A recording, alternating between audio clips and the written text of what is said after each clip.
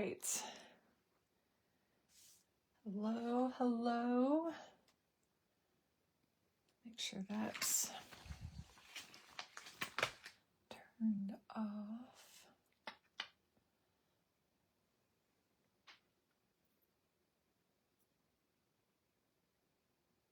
All right.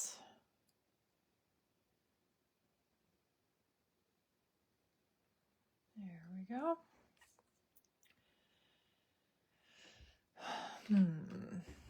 See.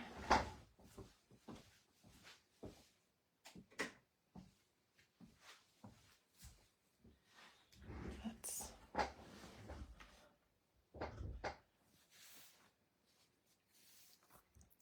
trying to add a little bit of light.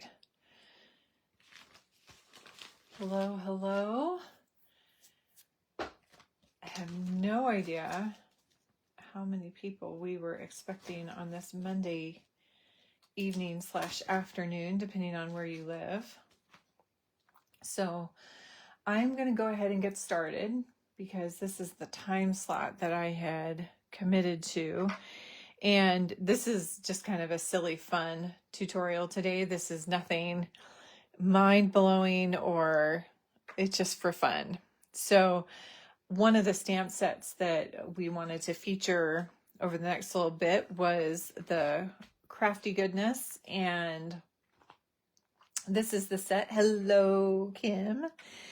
And it's just fun, crafty items. We have a paintbrush, a pencil, a Copic or a marker, scissors, and little ink pad, and then a couple little sentiments in there. It was a 4x4 set, so a little bit different than our normal 4x6 set.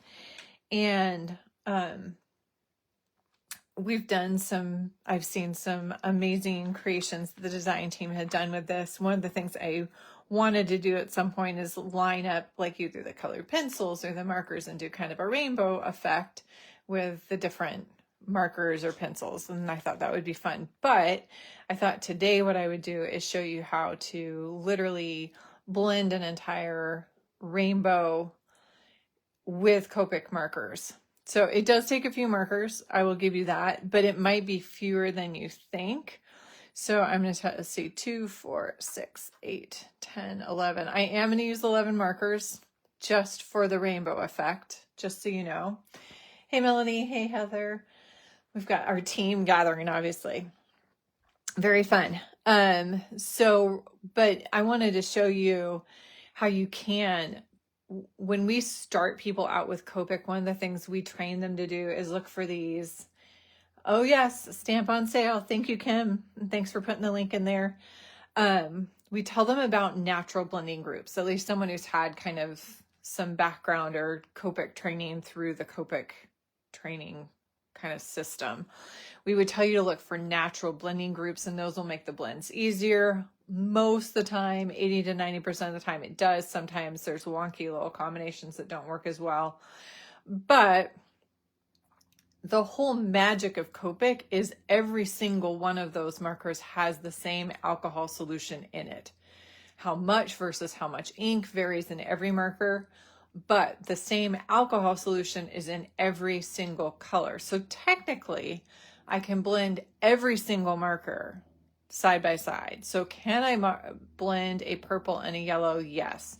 Will it always be lovely? No. Those complementary colors sitting across from each other, you literally can blend those together, and depending on how you do it, you have some nice effects and some pretty messy effects, but they will all blend. Some of them will blend more happily, and some of them are tougher to do. So I literally have a rainbow over here sitting to my right, and it's what I tell you, 6, 8, 10, 11 markers. Now I could probably narrow this. Thank you, Kim. I could probably narrow this down to about 8. I could probably take 3 or 4 out. And you'll see as I start going what I'm talking about, because in our kindergarten head, what we were taught the rainbow is the Roy G. Biv, right? Red, orange, yellow. That's Roy. G, green, and then Biv, blue, indigo, violet. Okay. So we could probably narrow it down to 6 or 7 markers and hit a red, an orange, a yellow, a green, but I'm going to make it so it blends easily. So instead of forcing it and going back and forth and back and forth and back and forth and building more ink, more ink, more ink, it'll blend a little bit easier and a little bit with less headache on my part. So I picked out 11 that have this nice smooth transition from one into the next. And I thought this was a fun set to do this with, because you could do it on a larger thing. You could do it on a scrapbook page. This would be really fun to have the marker sitting in the rainbow swirling either across the bottom of the page or around the corner and up the side of the page. So it would be a neat effect to use in a larger. I could also do the entire background with the rainbow. Obviously that becomes a little overwhelming to do huge areas like that, but that gives you a sense of that. We can also color the marker. So Copics, and this was intended to be a Copic because this was a set that I drew, and so I was drawing it with the Copics in mind. The brush end has this gray band around it, and that's so literally, and excuse the messiness of my markers. I don't take very good care of my markers all the time. And then mine has the label on it, but you've got the cap at the one end, the other end is pulled off, and we're seeing the gray band that shows us that's the brush end. This is a little bit cleaner. Oh, I'm so ashamed. But that whole top part is that light gray. Obviously, I know what I should be doing on my vacation time. Okay, so we could add a little bit of color to the marker, but let's do the rainbow first, because that's the fun part. And you need to decide if you're going to do it, kind of what side you want to start your rainbow on. Like if it's going to be the reds coming out toward the bottom and then working up. And my plan, I'll show you with a pencil, and maybe that would be good anyway. This idea of it coming out of this marker, even though we know Copics only is kind of this encompassing this and starting and getting, so the color will end up wider at this end, but narrower. And so the tip where it's coming out of the marker, you're not going to see all of the flare. Thanks, Melanie. Oh my gosh. It's so bad for your markers though. Like I tell people how bad it is to leave their markers like that. There's a couple issues that really can go wrong with your markers if you leave them like that. And unfortunately, I do use mine a lot, or have in the past. I like the gasp too. Okay.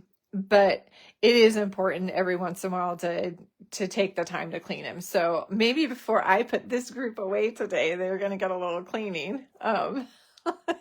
I'll let you know if that happens. All right. So I am going to keep, I'm trying to think. So I did a practice run, and this is where we're going. It has the whole rainbow and it blends from one color to the next. And I'm thinking, because the violet gets so dark, I might want the red on top. And I'm trying to remember on a rainbow, but because it's just a swatch of color, I don't know that it matters so much. But I think we're going to put the red up top and then work our way down to the violet at the bottom. What you'll see though is at the tip, it's going to get either really dark, or I can simplify and hit just a few of those colors, like right where it gets so narrow. There's no way we're going to see that full range in a 1/4 inch of space or less. So, all right. Ellie is camping in Quebec. Oh my gosh. The colors miss your favorite color? Oh, pink. That is true. Well, let's think on that, Kim. Maybe we can add some at the bottom. We'll do the red violet at the bottom, at the very end. We'll add pink for Kim. We can do it. Okay. It's a mission. So I am starting, I should be telling you this. And what I'll do is when I finish and do my photograph, like I usually do for all of our little tutorials, I'm literally going to write the numbers alongside of this and I'll set it next to the image when I'm finished. And that way you guys have a photo reference of everything I used. And also you can look at your collection and say, well, I don't have that, but this is really similar, so maybe this would work. Okay. Oh, Kim, you've given me a challenge. I think it would be fun. Okay, so I am going to start now. If I'm really concerned about the pencil line, that needs to disappear before I do this. Remember, Copic is transparent color. So that pencil line, if I color on top of it, that pencil line will show through the Copic. And as soon as I go over it, it's sealed onto that paper. I cannot erase it once I have drawn over it. So where I've touched the pencil line down here close to the Copic, I can't erase it. Where it's a little bit above my red up here, I could probably come back with an eraser and erase. I can come back with an eraser and erase that. So that's my R29. I'm going to go pretty quickly through these because I want to blend easily. This is a YR09. And again, there's a lot of options. These are just what I pulled out and played with. And I know by the time I hit this edge of the paper, I can do about a 1/2 inch to 3/4 inch. And that has to narrow down really fast. Now, while that ink is wet, if I'm having trouble getting it to blend, I can do a little back and forth with these two colors. So I'm going to do R29 has a lot of oomph. I know you guys know that.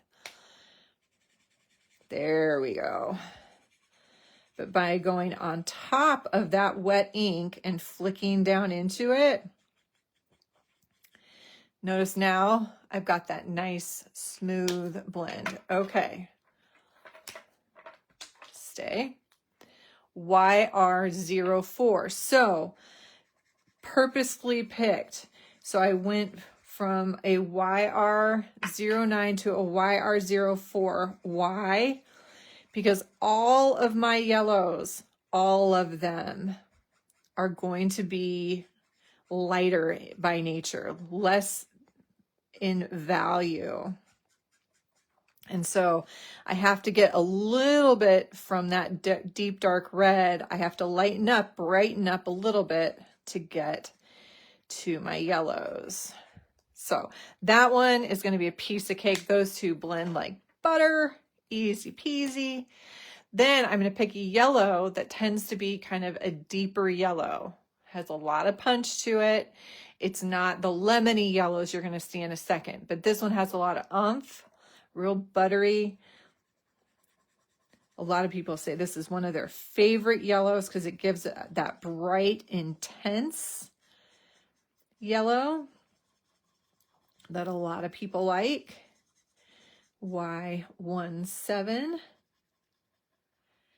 And I probably, as long as I'll take my time, I can probably get these to blend pretty easily. I can go back just like I did up here with the red and the yellow red.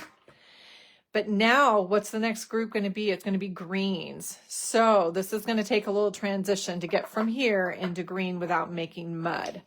So the first step is going to go to more of a lemony yellow that has almost a touch of green to it. And that's the cooler end of the yellow spectrum. And the Y0s tend to do that.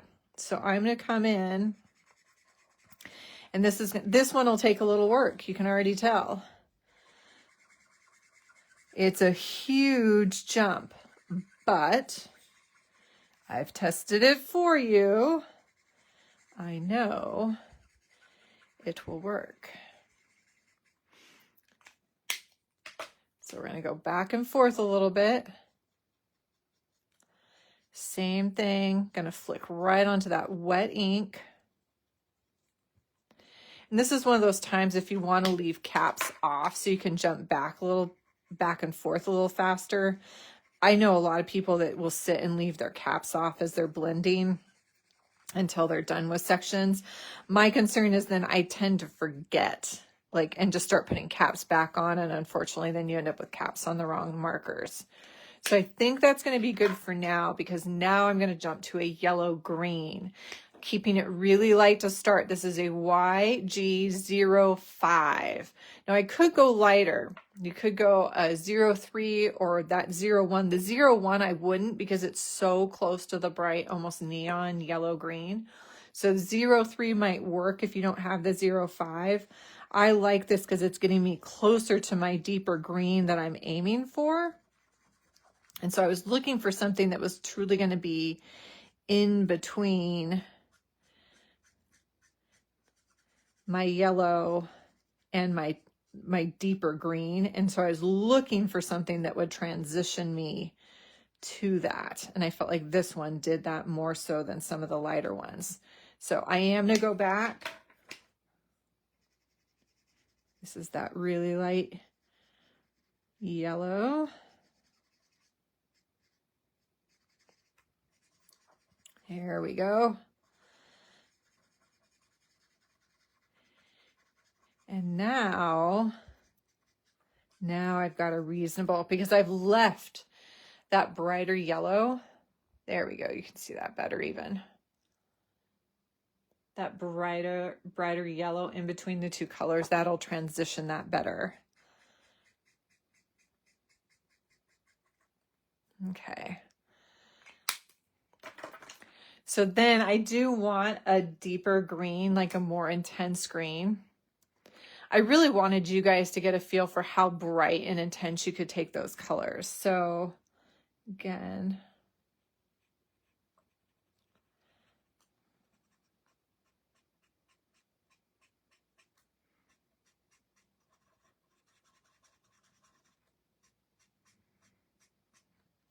sorry, this is G05, which is a softer green like than G17. One of the ones we see a lot of people use is the G2s. Those are hard to work with. I'm not sure why those became so popular. I know they're nice colors. They are boogers to work with. They are not happy blenders by any means. This G05 is a way happier blender.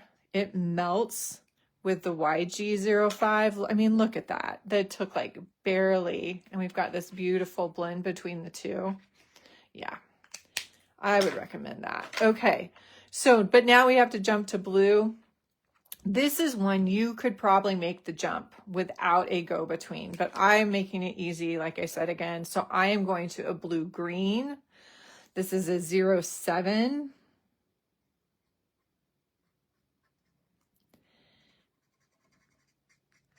And this color is actually almost going to disappear.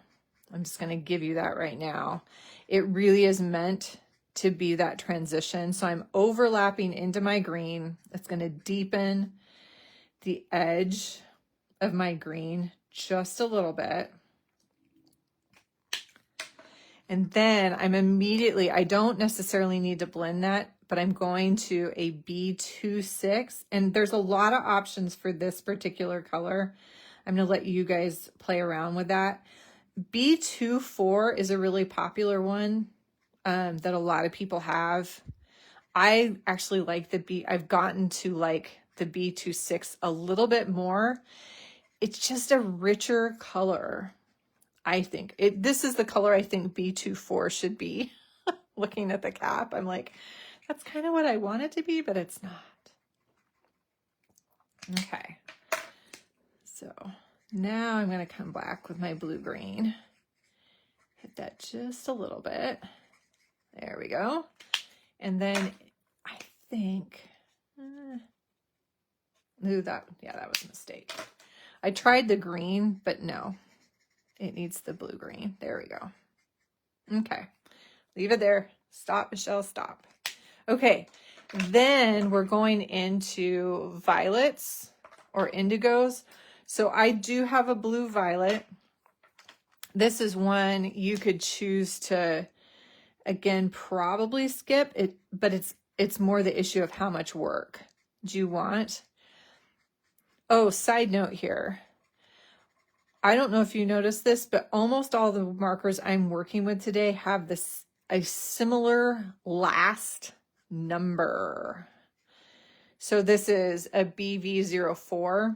I think everything I picked out ranges from 04 to 07. Oh, there's 10, there's 20, there's 2 9s at this very top end. But most of them are mid-range. So the value is very similar. That was BV04. This is V17, and it's going to get darker again.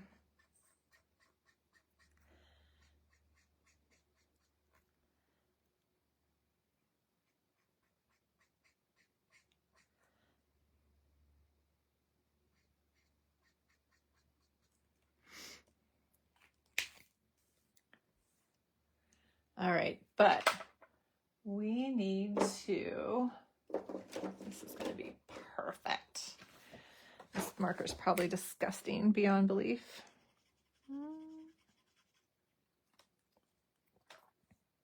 Just a hint, just a hint.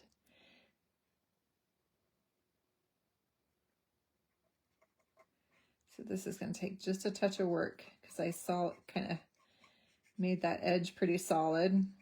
So it might take a little convincing here. This is an RV. So my favorite group of red violets is the 6s, the RV 6 series. This is RV 66.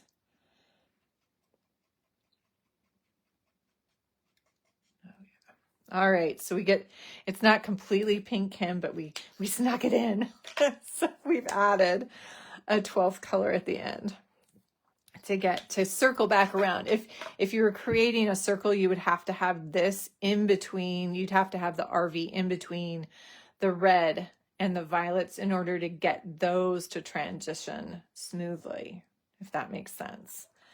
All right, not sure why this is blowing out. Probably because this paper is, like, you can tell, completely saturated from the back. Let's see if we can get a more.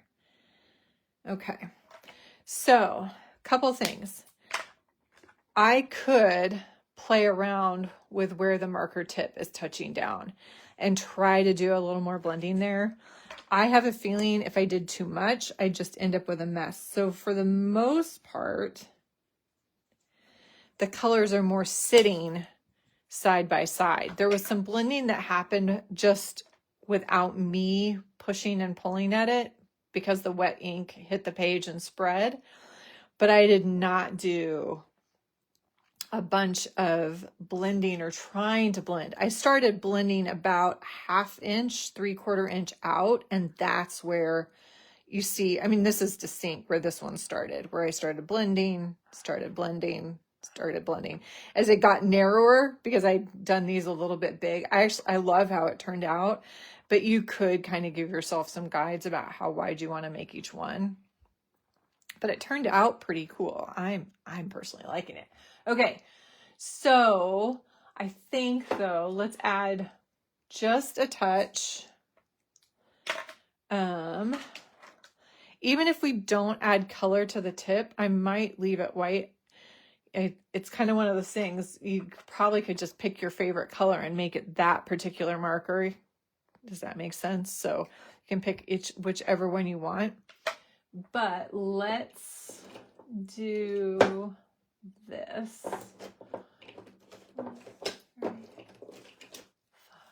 I'm going to do neutral grays. You could truly do whatever you want. In Copics, so I have kind of some mixed light source happening here. I have a open window to the top.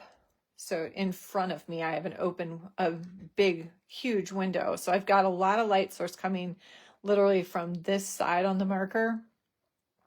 If you look at it that way and how it's collecting light. But I also I turned the overhead light on because I seem to be not getting quite enough light on my table. So you've got kind of this mixed bag.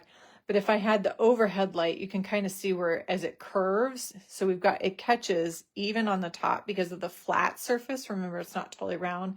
But then as it curves under, we've got this darker gray. but I mean, there's a actual visual of what we've got going on.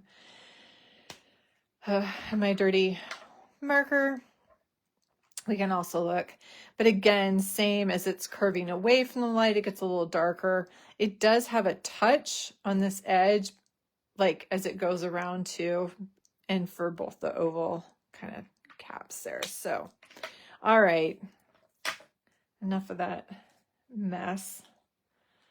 Good grief. So I am actually going to, this is N1. You could even do N0, might even be better.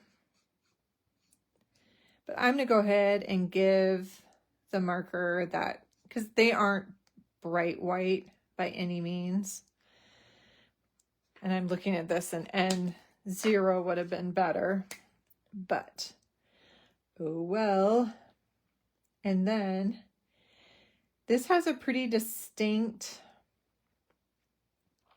because the top being flat, since it's not a perfect cylinder, it is almost a sharp end to where that curve comes up from the bottom. All right, and then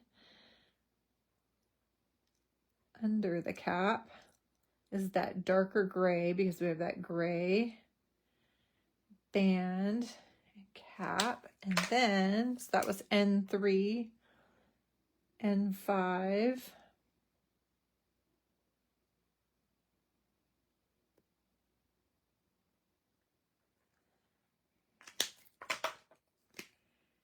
Do the same over here, has this barely touch.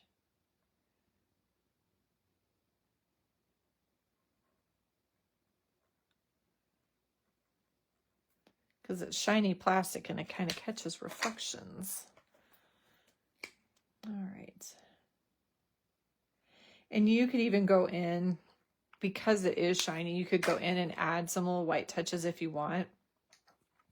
We'll go ahead and say that this is one of our RVs, since we didn't get to add too much of that.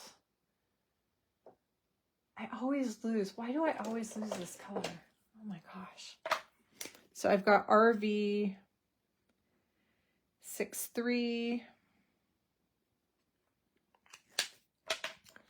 But we're going to make it so it's more like an RV 66. And notice the jump. I mean, this is a huge, right? Huge jump. But that being said,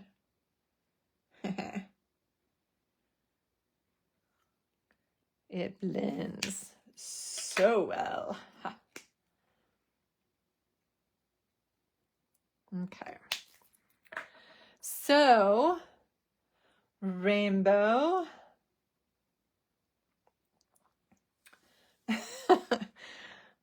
And I'm glad you guys are completely entertained. Okay, so it only took a half an hour. Obviously, I started with a quarter sheet, so I would trim that down, or you don't have to. This would be a fun one that if you had opaque white ink, you could stamp your sentiment like in the rainbow. You could run it along the marker or whatever. But anyway, I wanted to show you guys how to do this. I have done the same effect and done the whole thing on some more open, like animals, like for fun, to make them truly kind of like a chameleon. Like if you had a really open like lizard guy, you could make kind of the whole rainbow effect, or a frog or a fish. I know I did it on a fish with a class one time. But that concept of you can do some really extreme blending. I want to show you guys, if you're trying to just use two colors and do some more extreme blending, if you haven't done a feather blending technique before. So the little flicks, like these guys, those are flicks, right? Feather blending And I don't know who termed what terminology, so someone's going to call something different. But typically within our group, feather blending was when you were taking two opposing colors and blending them across the center. And so you were feathering them together. So you could take colors that were very different or had real extremes, and that you could blend them in the center. At least that's the concept. So one of the colors that I used in between was the blue-green in between my blue and my green. So if you wanted to try to do this, one of the things you're going to look for is that the last number on your marker is similar or the same. So I've got a G05 and a B26. I've got a 5 and a 6. Those would be ones that would tend to have good luck feathering. The other thing is when you're first starting with trying to feather colors together, the lighter the better. So ones that end, instead of 5, would end in a 1 or a 0 or a 00. Those are even easier to do this technique with. But say you had a wing, like a fairy wing or a butterfly wing, and you wanted to make it look kind of that transition from extremes, and they weren't necessarily yellow to orange, which sit right next to each other on the color wheel. The blue and green sit together, but they're a little further apart. We'll try a couple different combinations so you guys can see. I would pick one, and typically if one is slightly darker, you are going to start with that one. And I'm going to flick it about 2/3 the way through my object. And so I'm giving myself one advantage of having kind of a long object with a lot of middle ground. The second color comes back and does basically the same thing. It flicks back about 2/3 the way.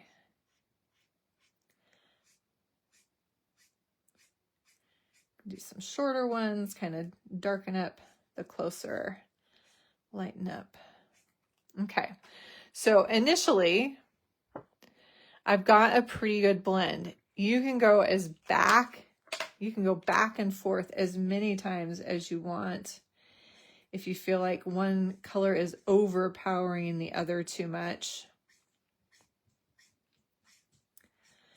I definitely know I probably want to end with the green, because when I do the blue, I can definitely see the tips of those little flicks, where with the green,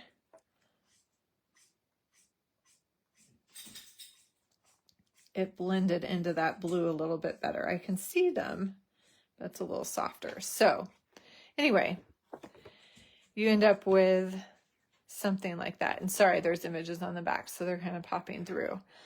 But you can do that with different color combinations. Let's see.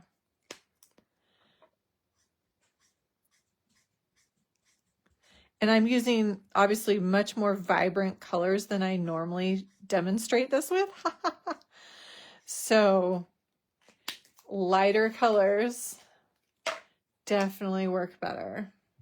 Or I shouldn't say better, more easily. So this is a jump. And I'll get you closer here in just a second, because I want to show you what's happening in the middle, and I don't know if you can totally see it.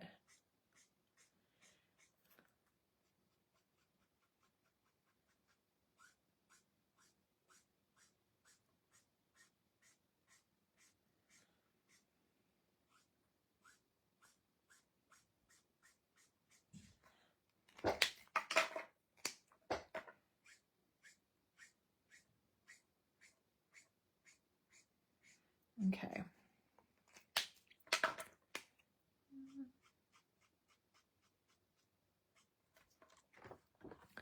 So that was an RV and a BG, which, I mean, those are pretty much opposing forces. So even though it's not necessarily a smooth, like easy on the eye transition, those two colors melt together right in the center. You can see where we've got the two colors. They're blended and mushed together. To give you guys an idea though, if you go, okay, so that was what, a BG and an RV. Let's do this. I want to show you what that can look like. Okay. So these are, your blue green is about as far red, red violet. Those are on the color wheel. Those are really sitting apart from each other. But I can do, these are considerably lighter.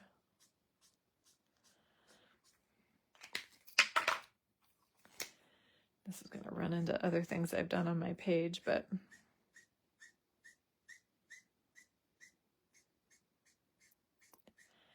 and this is where, like for fairy wings, this is like the perfect technique. You get this beautiful blend from this blue-green into this red-violet. And you don't have those hard caps kind of at each end because there's so much ink in those darker colors. It makes it harder to get. It's still transitioning and you still have that go-between color in the middle, but it's definitely not as smooth. The lighter ones work better. But just another way to think about your colors in your large bag of markers, right? Okay, so where are we at? 3:40. So technically we have 20 more minutes. Do you guys have questions about what we did, or questions about things you could do with this, or Copic questions in general? I'm gonna be a good Copic mother. I'm gonna pull out a wipe and do a couple markers while we're sitting here. And if anyone has questions, I'll sit for a couple minutes because this is like, this one marker will take like 10 minutes. All right. Kim is saying, do me. All right, Kim.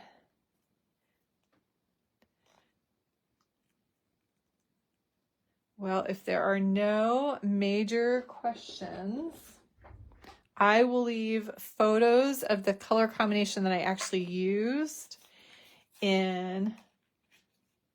So hard to find nibs right now.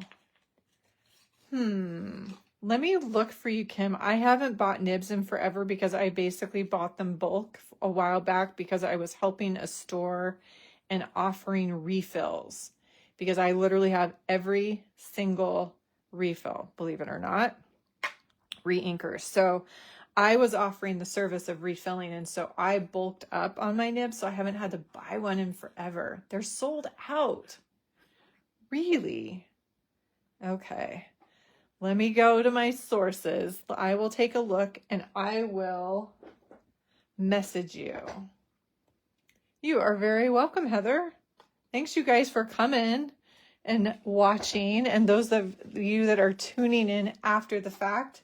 As always, if you have questions later, just tag me and we will get those answered. Oh, good. You have a few. Excellent. All right, you guys, have a great Monday and a spectacular week ahead. All righty? All righty.